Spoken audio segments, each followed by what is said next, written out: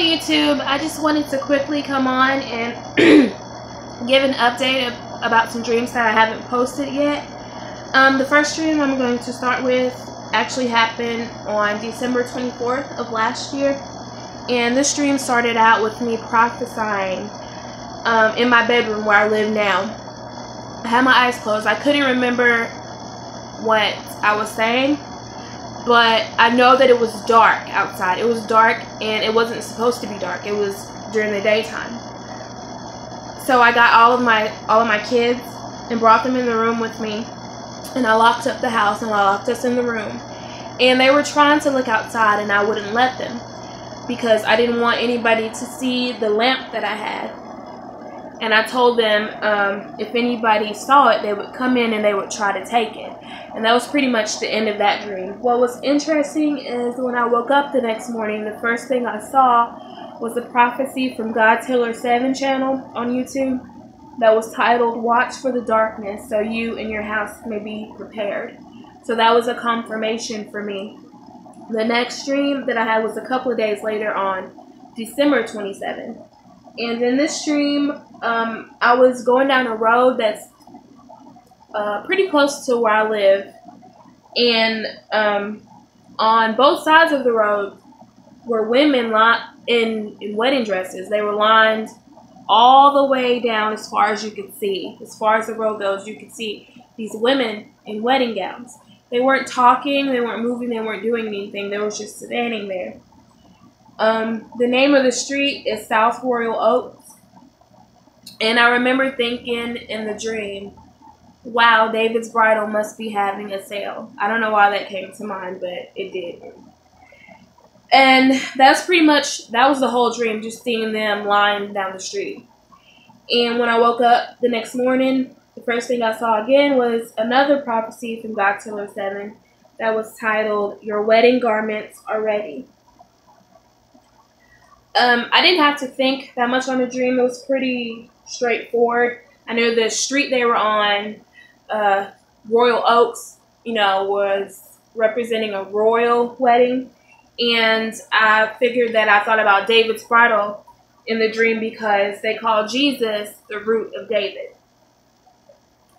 The next dream I had was in January of 2017, and it's very, very short. I walked outside and I was looking towards the southwest sky, and it was just billowing red. It looked like it was boiling lava. That's all that happened in that dream. And then I woke up. The next dream happened on April 17th of this year.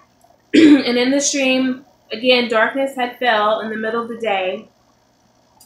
So I locked the door and I pushed a chair to it, and I saw two men outside, and one came through my daughter's bedroom.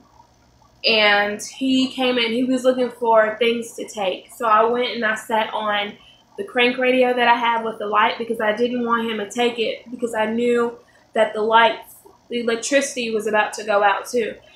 And so I let him take whatever food he wanted, and before he left, he stopped and said, "I'll be back because this is going to last about a month." Now, I'm not exactly sure what that meant. I'm still praying about that. But that was the end of that dream. The last dream was June 9th. And in this dream, I was watching the sunset, but I knew it wasn't our sun because it was too early in the day for this to be happening. And I turned around and I saw our sun and the moon, and they were of equal size and they were side by side. And beside the moon was a clock that was the same size as the sun and moon. So I read the time on the clock, and I read it out loud as 7 minutes till 3, or 2:53. And after I read the time on the clock, the hands spun out of control, and it disappeared, and the scene changed, and I was packing for a trip that I knew that I would not come back from. I wasn't at the house I live now. I was somewhere else. I've never seen this place before, but I was packing because I knew I wasn't coming back. So I actually took my goldfish here that you see. Where is he? There. I took him and put him in a stream that was close to wherever I was, because I knew I wasn't coming back. Like, I knew this was the end of whatever was happening. That's the end of that dream. So when I woke up, I searched the meaning for the number 253 first. And the Strong's Concordance Hebrew definition of 253 means alas. And the definition in Greek means free from pain, grief, and trouble. And of course, we know that won't happen until we are raptured. And the numbers 7 and 3, of course, mean completion. Both mean completion. I took it as, when I read that, if the clock is a representation of where we are right now, then the last 7 minutes would represent the last 7 years, the tribulation years. That would represent that. And maybe a reason why it spun out of control after I read it, it may represent how those last 7 years will be, because we know that that's absolutely the worst period in human history. The tribulation period is.